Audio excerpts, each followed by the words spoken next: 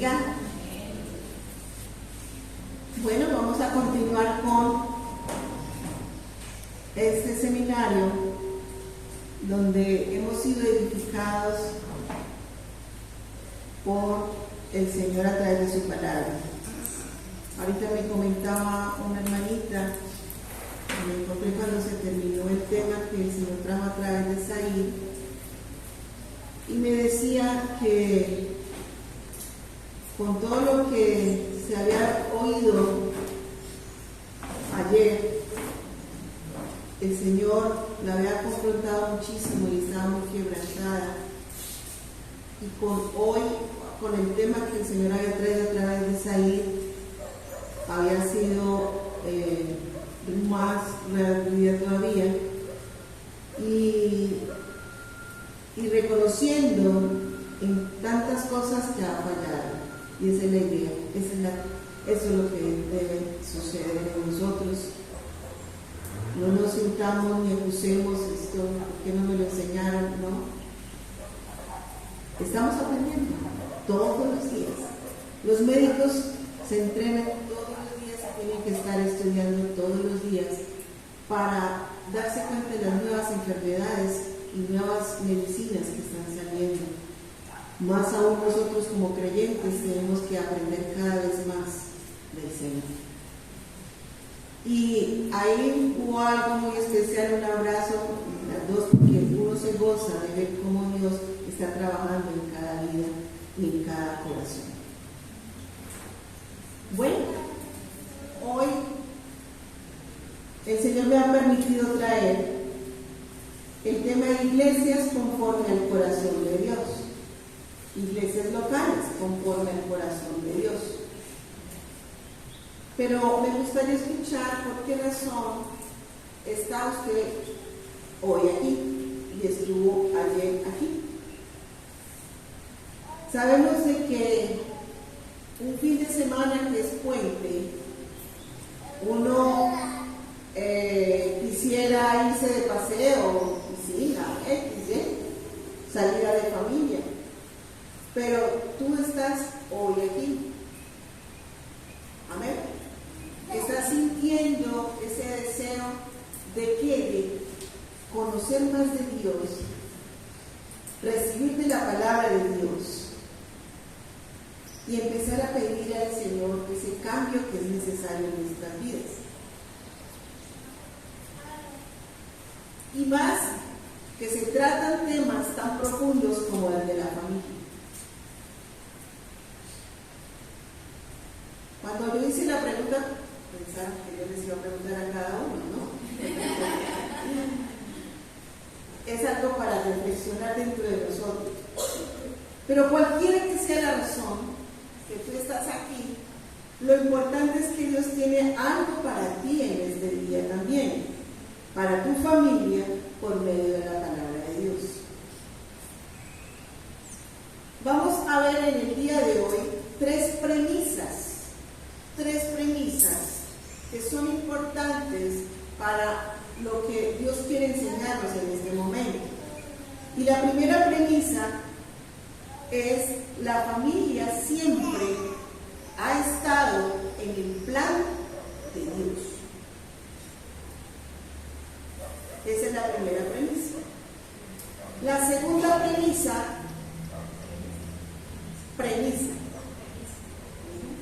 La primera premisa es: la familia siempre ha estado en el plan de Dios. La segunda premisa dice: la iglesia local es el medio por el cual Dios lleva a cabo su plan.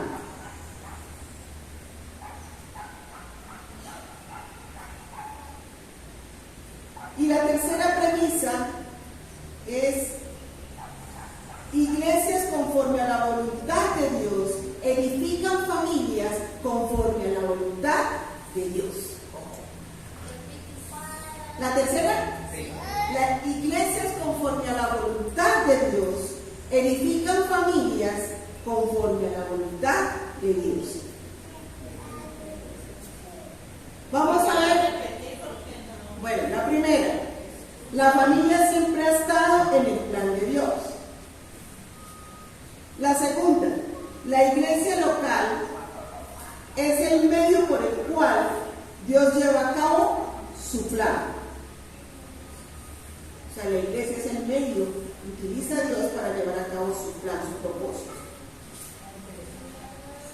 Y tercera, iglesia conforme a la voluntad de Dios, edifican familias conforme a la voluntad de Dios. Vamos a ver una por una de ellas en este estudio.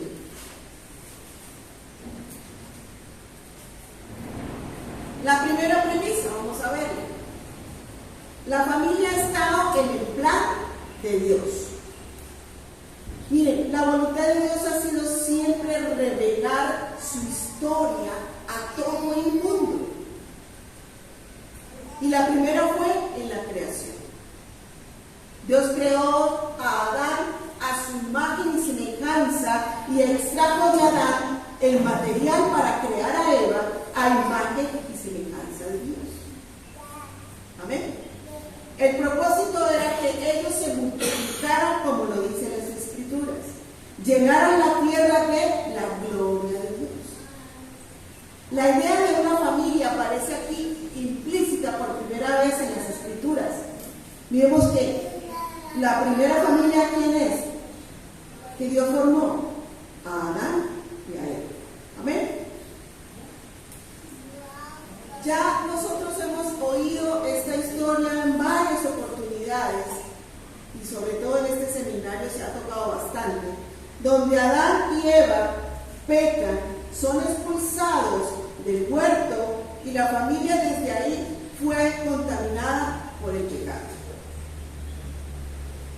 Dios decide raer la maldad de la tierra mandando un diluvio, pero preserva a una familia, la de Noé, y los protege de la muerte. Por lo tanto, la maldad comienza a brotar notablemente también después del diluvio y el hombre comienza en rebelión contra Dios y empieza a constituirse independiente de Dios nuevamente. Esto no es conforme a los designios de Dios, esto es un plan que el mismo hombre decidió hacer. Hasta que aparece una nueva familia, después de Noé, de la familia de Noé. Y esa nueva familia es la familia de Abraham. Abraham recibe la promesa grandiosa de Dios y le dice que en él sería bendita todas las familias de la tierra. Y siendo su esposa estéril, le da un hijo. ¡Wow! En él serían benditas todas las familias de la tierra, pero él, su esposa era estéril. ¡Qué gran contradicción! Pero así es Dios. Siendo su esposa estéril, le da un hijo.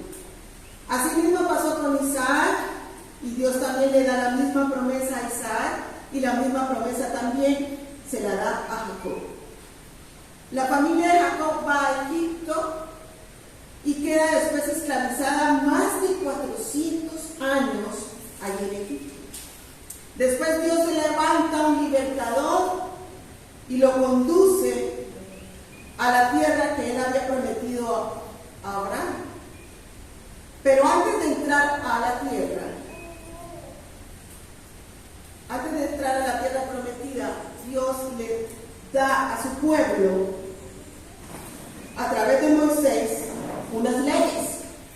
Y esas leyes eran para que, conforme a su propósito, pudieran tener una nación que agradara a Dios. Dios siempre quiere dar a conocer su gloria a su pueblo y que su pueblo marque la diferencia. Y ese fue el propósito que siempre ha tenido y tendrá Dios con nosotros.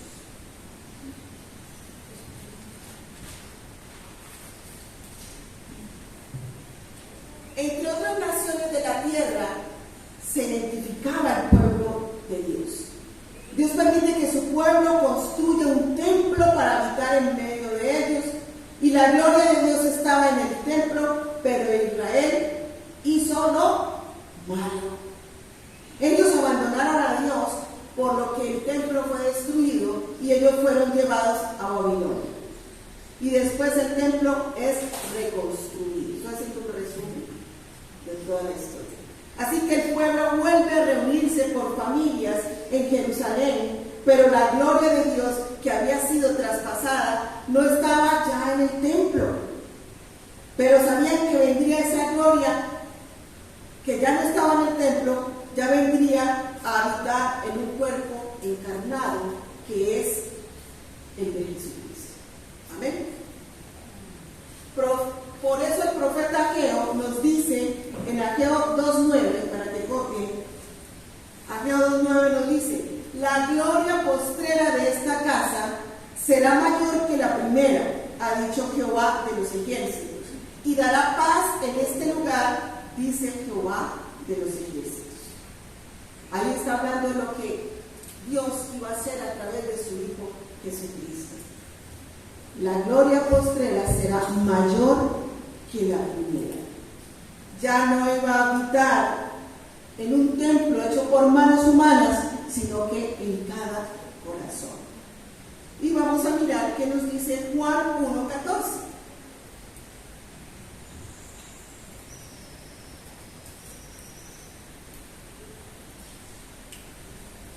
Y dice: y aquel verbo fue hecho carne y habitó entre nosotros, y vimos su gloria, gloria como el unigénito del Padre, lleno de gracia y de verdad. ¿Quién es ese verbo? Cristo. ¿Habitó en medio de nosotros? Sí. ¿En cuerpo? Sí. Y vimos su gloria como el Hijo único del Padre, lleno de gracia y de verdad. Esa es la característica como nos describe quién es Jesús. Las familias siempre están involucradas en el plan de Dios. Desde el principio fue concebido para que las familias llenaran la tierra de su gloria. Con Adán, con Noé, con Abraham, con Isaac, con Jacob, con Moisés, con José. La familia siempre está involucrada en el desarrollo del plan de Dios. O sea que por eso es tan importante la familia. Y nosotros casi siempre no involucramos en nuestras familias. La gloria de Dios estuvo en las personas que creyeron en Cristo. El Señor muere en una cruz pagando por nuestros pecados, resucita el tercer día y asciende a los cielos. Y ahora hay una nueva forma de dicha gloria y es dada a conocer y extendida por medio de la iglesia. Ya Cristo no está en medio de su pueblo físicamente, pero la gloria de Dios sigue allí a través de su Espíritu Santo y utiliza un medio. ¿Cuál es ese medio? La iglesia. Entonces aquí esto nos lleva a la segunda premisa. Ya después de que Jesús asciende a los cielos, esto nos lleva a la segunda premisa, donde nos habla que la iglesia es el medio por el cual Dios lleva a cabo su plan. Por eso la iglesia es tan importante, por eso es tan importante congregarse, y eso es lo que hay que infundir a muchos que creen que solamente es orar allá mismo con YouTube, con las prédicas y no más. Como si fuera un brazo, andará solo, o una mano. Recuerden que somos un cuerpo en Cristo Jesús. El día en que Jesús estaba ascendiendo de los cielos, los discípulos inquietos hicieron una pregunta antes de ascender a los cielos, en Hechos 1, 6 al 8. Hechos 1, 6 al 8.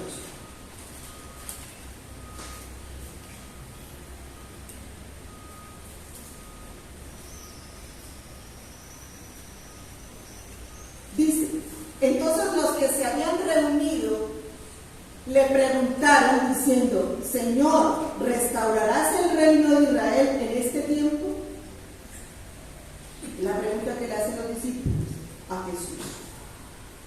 Y les dijo: No os toca a vosotros saber los tiempos o las razones que el Padre puso en su sola potestad, pero recibiréis poder cuando haya venido sobre vosotros el Espíritu Santo, y me seréis testigo en Jerusalén, en toda Judea, en Samaria y hasta lo último de la tierra. Esto se lo habla Jesús antes de subir. Aquí estaban inquietos los discípulos haciendo esta pregunta del cumplimiento de una promesa, pero ellos lo pensaban humanamente. Los discípulos pensaban que el reino de Israel iba a ser restaurado, pero la restauración física y política. Pero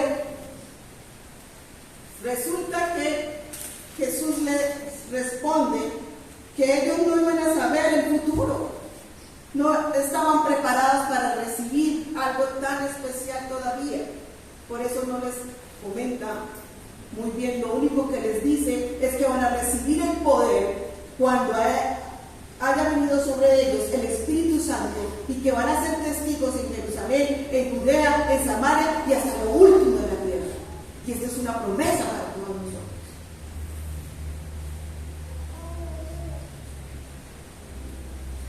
Es hora que nosotros entendamos esto. Y aquí Jesús está hablando también de esa segunda venida de Él, donde Él va a restaurar definitivamente todas, óigalo bien, todas las cosas en su segunda venida.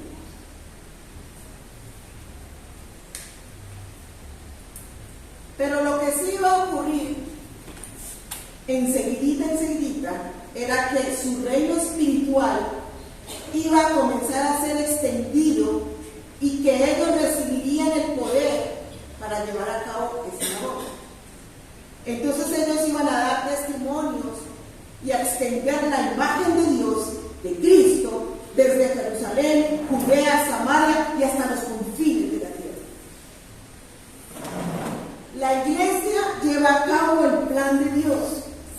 ¿Y cuál es ese plan? Multiplicar su imagen por medio de dar testimonio de ¿quién? De Él, de Cristo. Ese es el plan que tiene la iglesia. Amén. ¿Y hasta dónde? Hasta los confines de la tierra. Jesús les mostró lo que iban a hacer. Como iglesia de Cristo, como cuerpo de Cristo, como pueblo de Cristo. Después de que reciben el Espíritu Santo, el apóstol Pedro predicó un maravilloso sermón en Hechos 2, 14 al 42.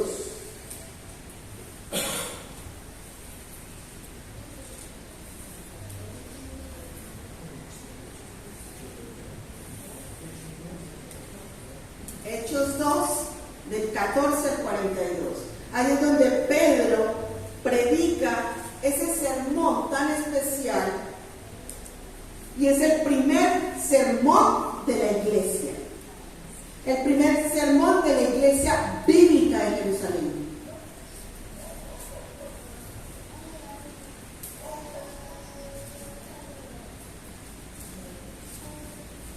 Los que escucharon este sermón lo escucharon muy compungidos.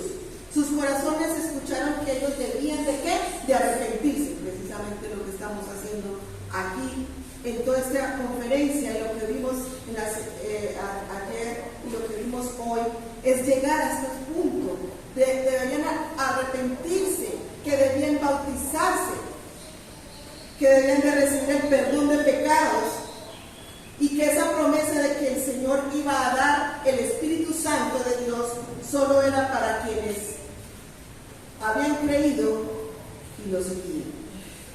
Amén.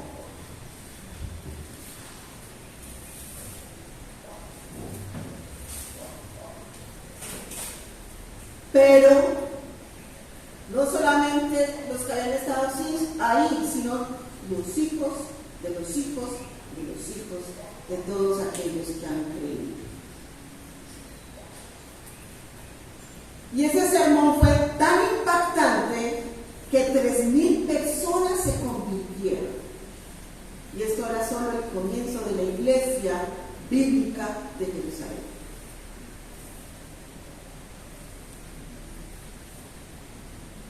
El Evangelio fue predicado en Jerusalén, y eso nos lo habla en Hechos 2, del 2 al 7.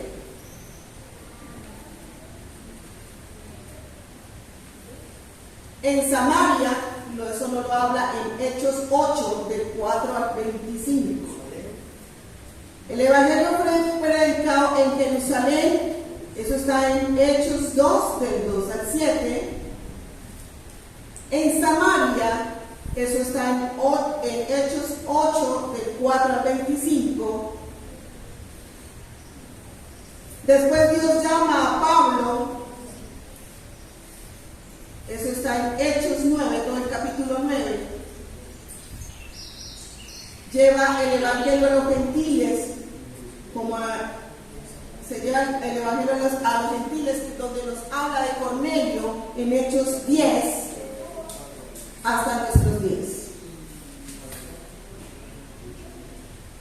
Entonces aquí vemos que la familia siempre ha estado involucrada en el plan de Dios, el cual Él ha revelado al mundo, comprobando en el libro de los Hechos todo esto que hemos visto. Y se está cumpliendo el plan para extender la gloria de Dios al mundo, y aquí entra la tercera premisa.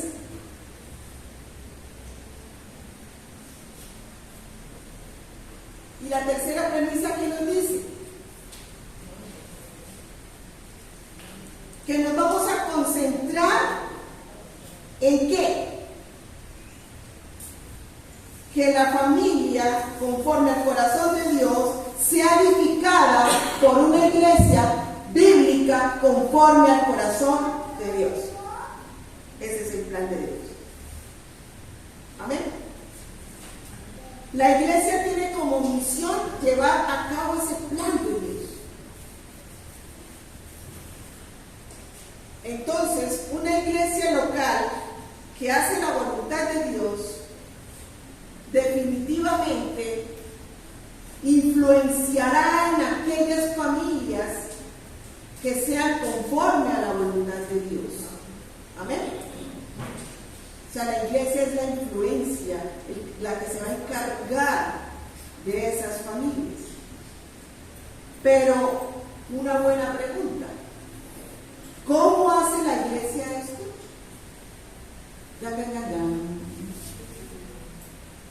¿Quién define lo que es una iglesia bíblica?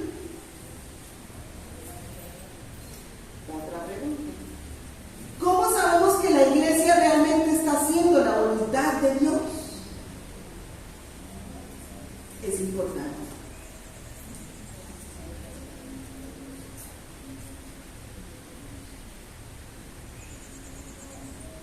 Para poder medir objetivamente si realmente está edificando conforme a la voluntad de Dios, en esto nos vamos a concentrar ahora. Vamos a hablar sobre eso. Iglesias conforme a la voluntad de Dios edifican familias conforme a la voluntad de Dios, y vamos a ver esto a la luz de las Escrituras, no bajo pensamientos humanos que señalamos a la una, no. Vamos bíblicamente. Vamos a ver las características que deben tener iglesias conforme a la voluntad de Dios. Y lo vamos a ver a la luz de los libros del libro de los Hechos, mirando la iglesia bíblica de Jerusalén, esa iglesia cristiana.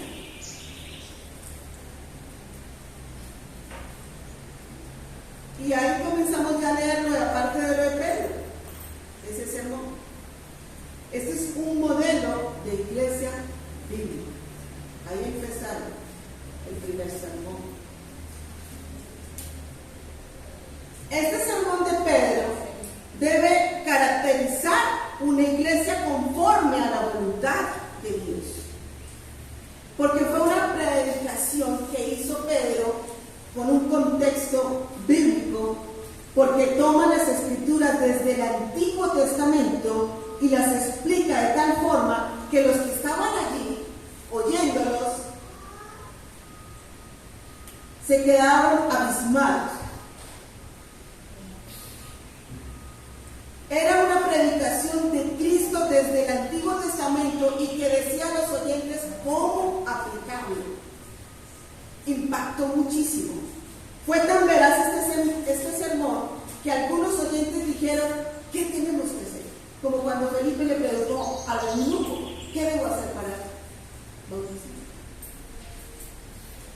Fue una predicación contundente.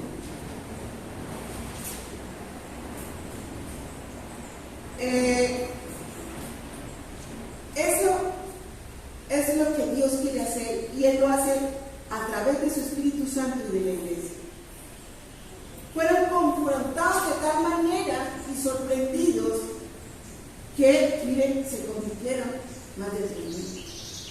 Las familias que crecen en iglesias donde hay una predicación bíblica van a ver un modelo de cómo dirigir sabiamente sus vidas de acuerdo a las Escrituras y asimismo sus familias.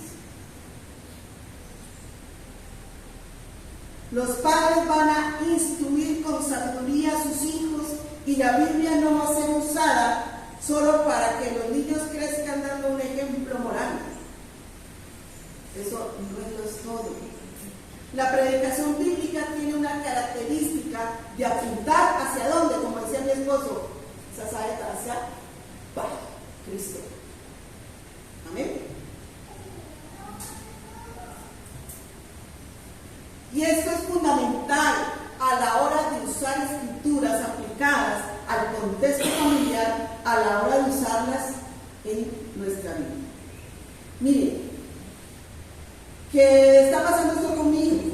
Está en las escrituras. ¿Qué está pasando esto con mi esposo? Está en las escrituras. Con mi amiga, con mi vecino. Amén. Para disciplinar, para la oración familiar, para aconsejar, para cualquier cosa que tú quieras utilizar la palabra, ahí está la Biblia. Padres, madres e hijos entrenados en la Biblia, en la iglesia, adecuadamente, ¿se imaginan las familias que vamos a tener? La iglesia que vamos a tener conforme al corazón de Dios.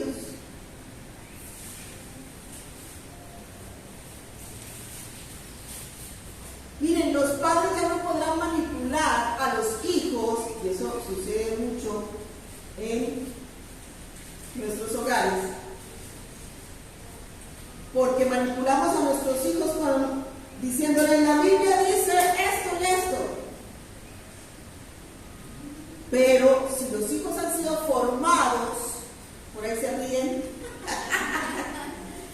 pero los hijos han sido formados también bíblicamente, por eso es importante que ellos también conozcan la verdad de Dios. El día de mañana que mamá o papá diga, mire, pero es que la Biblia dice esto, entonces el hijo va a decir, sí, tú me estás diciendo esto, pero allá hay algo que está de pronto reprimiéndome o regañándome, pero también tienes que mostrar la bondad de Dios. O sea, que el mismo hijo no es que esté siendo grosero, sino que también ya conoce la palabra y sabe que hay misericordia y amor, que hay perdón. Amén. Un ejemplo. Pero papá, yo necesito que tú me muestres, además de esa condenación tan fervorosa, me muestres la gracia de Dios. Entonces, ahí nos damos cuenta que nuestro hijo está aprendiendo la palabra de Dios.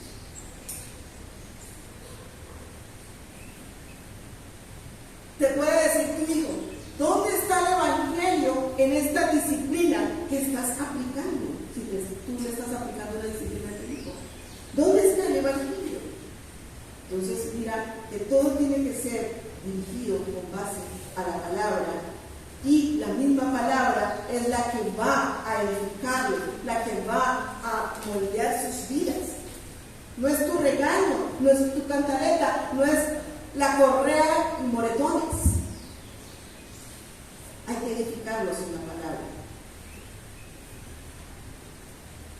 ¿O qué hombre puede manipular a su esposa o la esposa a su esposo usando textos sacados del contexto donde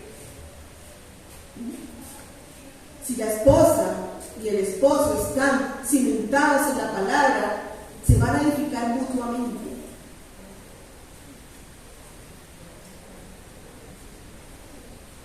Así que la predicación bíblica en una iglesia entrena a unos miembros de la familia para que puedan usar la Biblia en el contexto de la familia que debe formarse adecuadamente.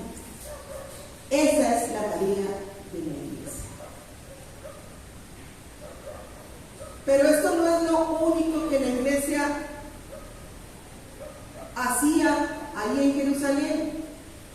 Si vamos a mirar ese ejemplo, predicaba la Biblia, predicaban la palabra de Dios de manera tan clara y empezaban con el Antiguo Testamento y apuntaban a Cristo para evitar, ¿qué cosa? El legalismo. Se enfocaban en Cristo. Eran mensajes cristocéntricos.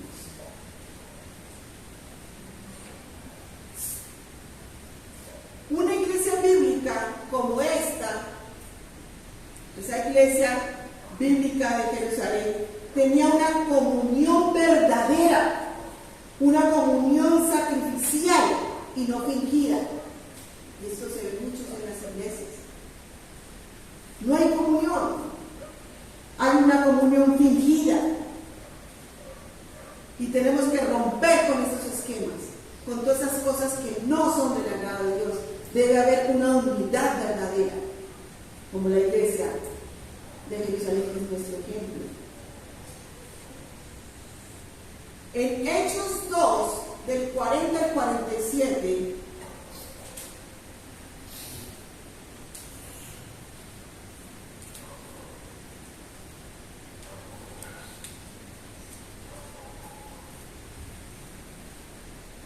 aquí nos muestra en estos versículos de Hechos 2, del 40 al 47, que la iglesia de Jerusalén estaba caracterizada en una predicación sólida y una comunión marcada por el amor sacrificial, modelado por el Evangelio, o sea, guiado por el Evangelio. Era un amor genuino, el uno por el otro. Vendían sus propiedades para cuidar de las viudas y de los huérfanos. Era una familia, lógicamente. Esto que decimos era una familia, esto impactaba a los que le murieron. Amén.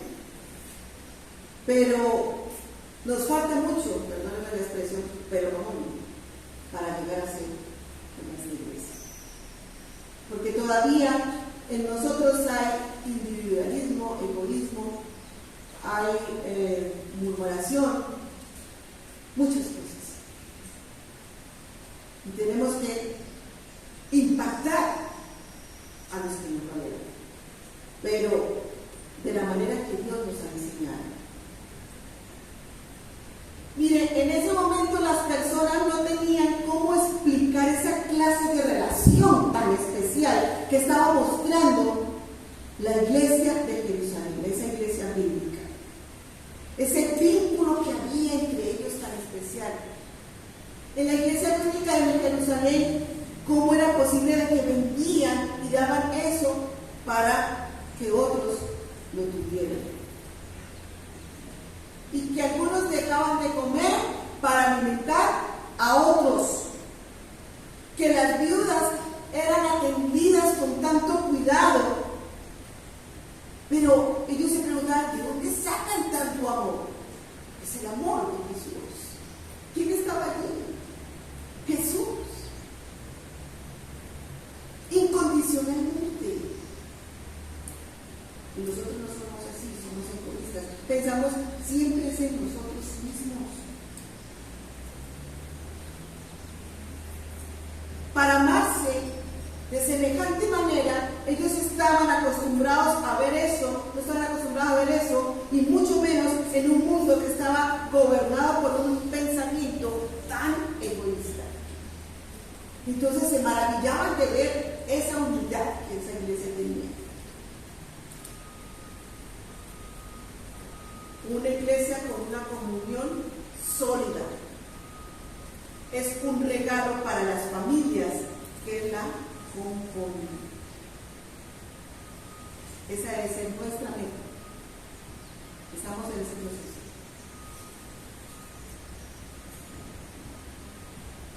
Pablo le dijo a Timoteo que las mujeres mayores las tratara como a madres y las otras jóvenes como hermanas.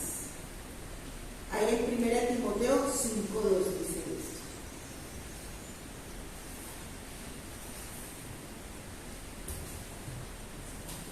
Miren ese mensaje que Pablo trae tan familiar y tan hermoso. Se lo menciona a Timoteo. Que trataran a las ancianas de la tercera edad como madres y a las más jóvenes como hermanas. Antonia y Gloria son como madres. Para nosotros, Saúl como padre.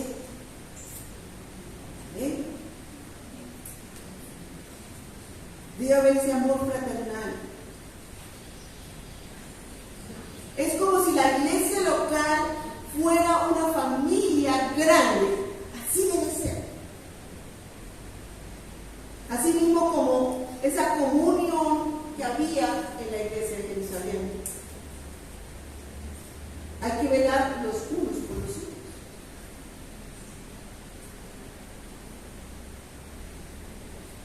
Muchas veces se nos dificulta la crianza de los hijos, y por lo menos anoche en las preguntas lo que más se enfocaron fue en esa parte, en la crianza de los hijos. Entonces, por ello la iglesia se convierte en ese lugar donde nosotros ponemos nuestras cargas. Amén. Al Señor sí, pero la iglesia es la encargada de dirigirnos, de ayudarnos a poder entender todas estas cosas. Amén. Solo no podemos. Por eso es tan importante la iglesia. Miren, la iglesia bíblica de Jerusalén evangelizaba las buenas nuevas a donde Dios nos dirigía. Ahí en el capítulo 3 y capítulo 4 del libro de los Hechos relatan la historia de un cojo que fue sanado, y después de que es sanado se forma un gran alboroto por ello en la ciudad de Jerusalén. Y entonces llaman a los apóstoles y les dicen que deben de predicar el evangelio por el alboroto que había pasado. Ahí vemos que había la envidia, ¿no? De cómo Dios usaba a estos varones. Pero ellos no podían callar lo que ellos habían oído y habían visto con Cristo. Eso les emanaba, era algo que sentían, que tenían que hablar del evangelio de Cristo. Eso les fluía, era algo que no podían callar. Así debe ser el amor y el fervor con el cual nosotros tenemos que predicar el evangelio.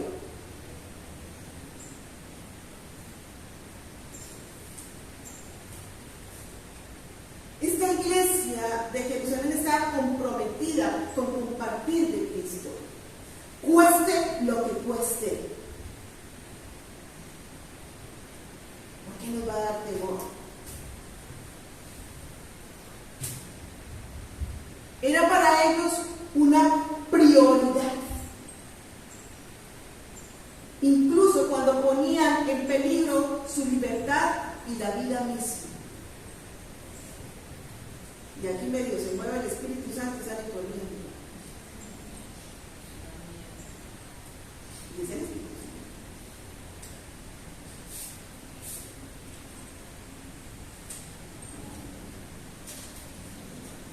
Iglesias que cumplan con lo dicho y que seremos testigos en Jerusalén, en Samaria y en toda la tierra, como lo dice Hechos 1:8.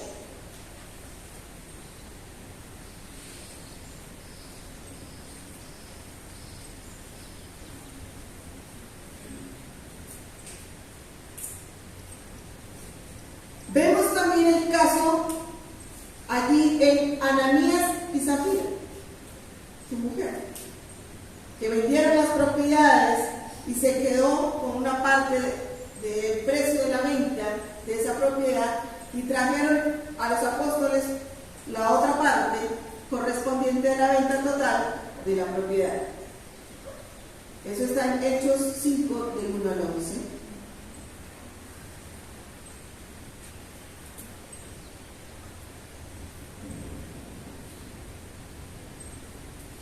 Estos principios disciplinarios dejan ver que era una iglesia comprometida con la santidad y la disciplina y el abandono del pecado.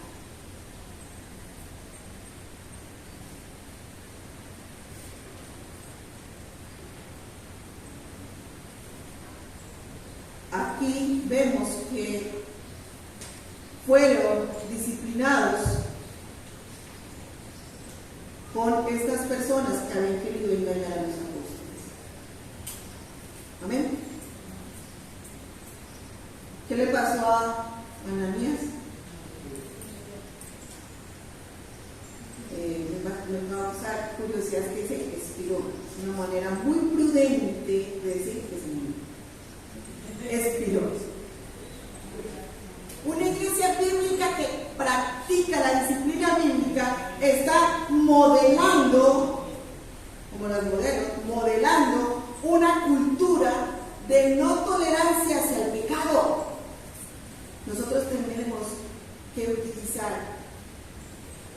esa parte tan importante de no estarle dando tanta importancia y estar tratando de aplaudir el pecado. Y eso entre las familias es un mensaje poderoso. Amén. Porque van a haber disciplina, abandono del pecado, van a haber santidad.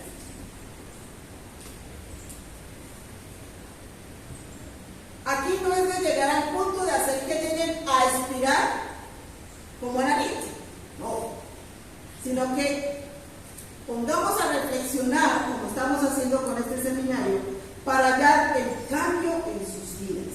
Amén. Esa es nuestra tarea como iglesia. Orar por el pecado que no sea tolerado, nada que sea atrayendo y entreteniendo a los creyentes. Es pedirle a Dios que confronte estas vidas, que se empiece a cambiar y se alejen de esa mala manera de vivir. ¿Para qué? Para que lleguen a ser esas familias conforme a la voluntad de Dios, que están siendo edificadas por una iglesia conforme a la voluntad de Dios. Ser iglesias saludables, y para hacerlo tenemos que tener un liderazgo saludable. Para llegar a ser una iglesia saludable tenemos que tener un liderazgo saludable.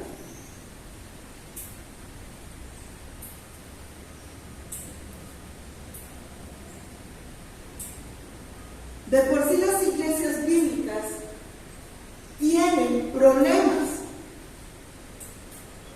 Y la iglesia de Jerusalén tuvo un problema. Y uno de los problemas que nos muestra la palabra es que tenía problemas con la manutención de las viudas. La queja llega a los apóstoles y líderes de la iglesia, y ellos convocan una reunión a la congregación y escogen 7 hermanos y les piden unos requisitos para que atendieran a las viudas. De buena reputación, buen testimonio, llenos del Espíritu Santo, que sean comprometidos y que se les pueda encargar esta tarea. Miren lo que es, los requisitos que debían de tener para atenderlos. Amén. Para poder atender a las viudas. Y los apóstoles se encargaron del resto, de predicar y de la oración. Miren, había una buena relación entre ellos y buscaban las soluciones sabias.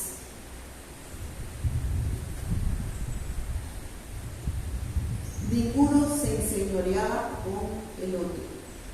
Vamos a verlo 1 Pedro 5:3.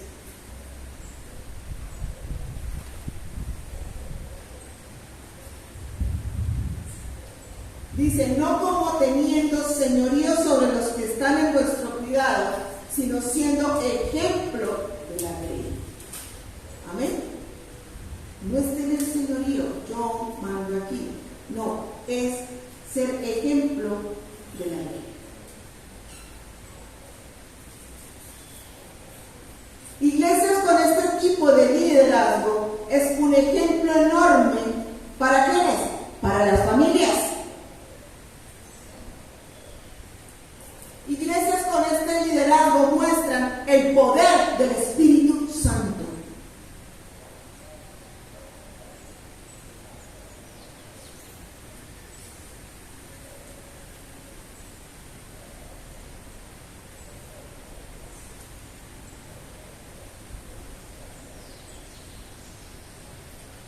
Vamos a ver Hebreos 13:7, algo que también nos van a enseñar. Hebreos 13:7 dice, acordaos de vuestros pastores que os hablaron la palabra de Dios, considerad cuál haya sido el resultado de su conducta e imitad su fe.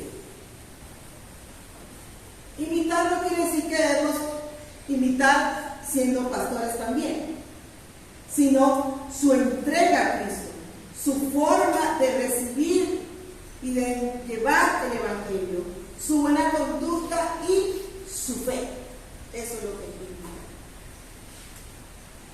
Aquí las familias imitaban todo lo que estaban viendo a través de los apóstoles y en la iglesia bíblica de Jerusalén.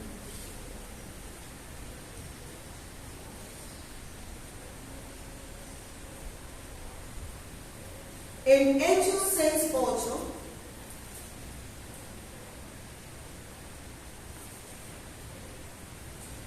nos habla de Esteban. Fue arrestado y llevado a los pies de sus agresores hasta que no.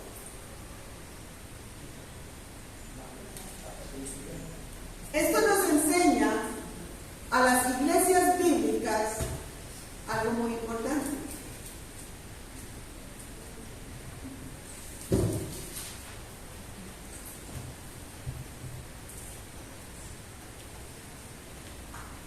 Las iglesias bíblicas que andan conforme a la voluntad de Dios sufren persecución, pero sabemos que Dios usa la persecución, o sea, la adversidad, para cumplir su propósito. Miren, con la muerte de Esteban se expandió en diferentes lugares el Evangelio. ¿Había un propósito? Hay un propósito. Entonces, cuando vengan situaciones duras en nuestra congregación y aún en nuestras familias, en nuestros hogares, hay un propósito de Dios. Amén.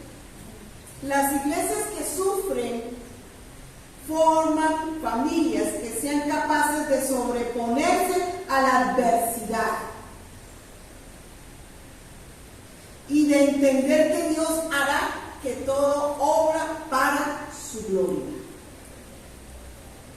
O sea que eso nos va a fortalecer más a nosotros como individuos, como creyentes, tanto a nosotros como a las familias. Amén. ¿Y amén?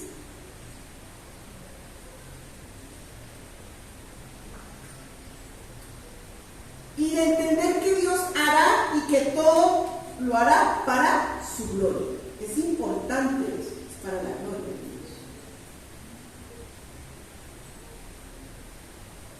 Dios. Estamos edificando una iglesia fuerte que pueda resistir al enemigo y que se formen familias y personas con el mismo carácter.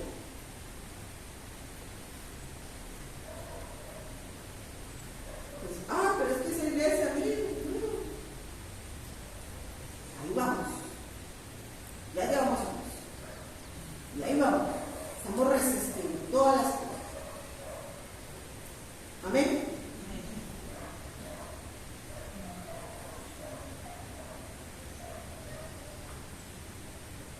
Hay algo que el Señor nos ha asegurado, que no importa el sufrimiento y la persecución y los ataques del enemigo, porque la iglesia prevalecerá y las puertas del Hades no prevalecerán contra ella.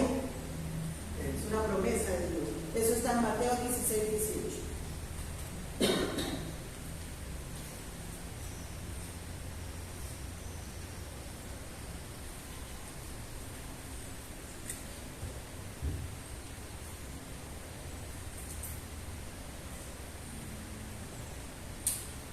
Miren, hay iglesias que han quedado con poquitas personas, ya han sido iglesias inmensas y he oído testimonios y no han perseverado, porque están acostumbrados a la multitud. Nosotros lo vivimos. Cuando nos inundó todo eso allá, quedamos sin nada. No antes, perdón, cuando estábamos donde Pacho. Éramos nomás Mariela, Paro y Dorita. Dorita es testigo de eso. ¿Cierto, Gloria? Quedamos 3 y mi familia, mis hijos. Y mi suegra. No más. Y ahí se continuó, en eso. Y se continuó y se siguió adelante. Después tuvimos, volvió otra vez, se levantó. Y después tuvimos ese percance cuando se inundó allá, pues todo se perdió, ¿sí? Ya todo. Cualquiera dice, no, está aquí. Un nuevo comienzo, como pasó en Noé. Volvimos a levantarnos. Y estamos por día. Seguimos. Así sea que, mire, el Señor nos ha hablado, sobre todo a mi esposo y a mí. Sean 2 o 3, hay que seguir. No es la multitud, es lo que Dios está haciendo. Formando líderes firmes, líderes comprometidos. Yo qué gano con tener una multitud si son pocos los que están comprometidos y están realmente en la voluntad de Dios.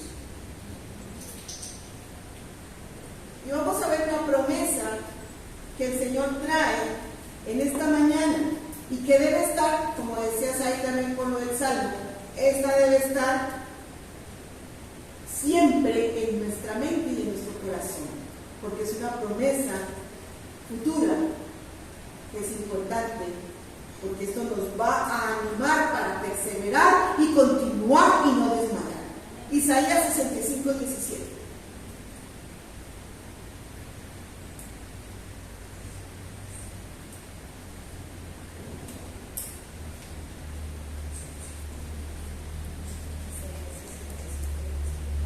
Recordando lo que dice, ¿no? Lo que vimos de Mateo 16, 18, que la iglesia prevalecerá y las puertas del Hades no prevalecerán contra ella. Amén. ¿Por qué? Porque mire esa promesa. Venga lo que venga, no importa, muchachos, hermanos, jóvenes,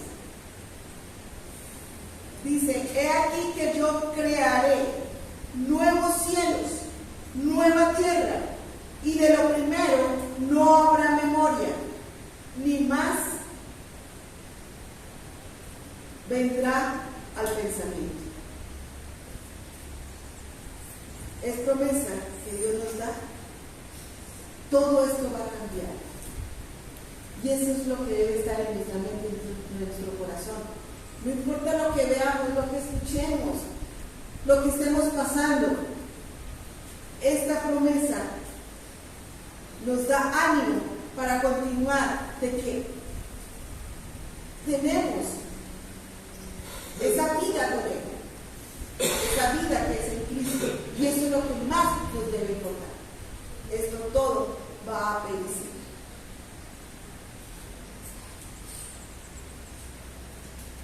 Y esa es la conclusión que quiere el Señor que lleguemos cada uno de nosotros. Miren, las iglesias bíblicas tienen un impacto en la edificación de las familias para que sean conforme a la voluntad de Dios. Amén. Es lo que debe enfocarse en la iglesia, impactar en la edificación de las familias. Si tú estás en una de ellas, gloria a Dios. La iglesia bíblica tiene el compromiso de fomentar y fortalecer a las familias cuando ¿qué? Flaquean. Animándolos cuando ¿qué? Cuando desmayen. Revivirlos cuando ¿qué? Cuando mueran. No seamos indiferentes ante la necesidad de los demás, congreguémonos. No seamos un mundo aparte. Somos cuerpo de Cristo. Algunos piensan que las iglesias son innecesarias. No, yo tengo mi comunión con Dios. Pero déjame decirte que estamos siendo allí necios, porque la misma palabra dice que debemos de congregarnos y no ser islas. Porque aquí nos alimentamos la palabra. Nosotros decimos, no, yo saco tiempo, yo oro por la noche y yo leo. Eso no es suficiente. La común unión dice que donde 2 o 3 están reunidos en esta ciudad. Entonces, todas esas promesas son fundamentales. Dios dejó la iglesia para que fuera un medio para nuestra edificación y para que pudiéramos caminar hacia la meta que nos habla Pablo. Camino hacia la meta. Amén.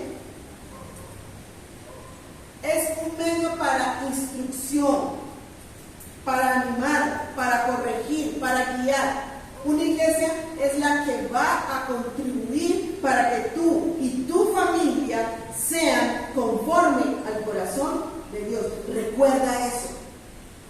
La iglesia es parte de tu vida, porque allí se recibe el pan de vida.